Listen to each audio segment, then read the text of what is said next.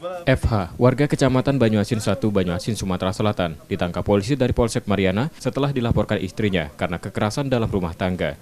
Dalam laporannya, korban mengaku dianiaya hingga luka saat menagih hutang belanja pada tersangka.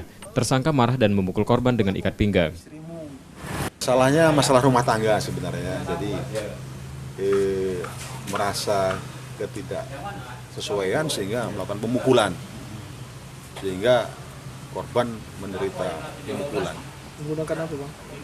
Ya, Menggunakan apa, Bang? menggunakan tangan kosong, menggunakan ikat pinggang. Ini katanya ada pengaruh dari narkoba juga, Bang. Ya, jadi setelah kami interogasi, ternyata tersangka ini menggunakan amfetamin atau yang dikenal dengan sabu. Bersama tersangka, polisi menyita ikat pinggang yang digunakan untuk memukul korban. Untuk proses hukumnya, tersangka ditahan di tahanan Polsek Mariana dan diancam hukuman 6 tahun penjara. Yudi Kiswanto, Kompas TV, Palembang.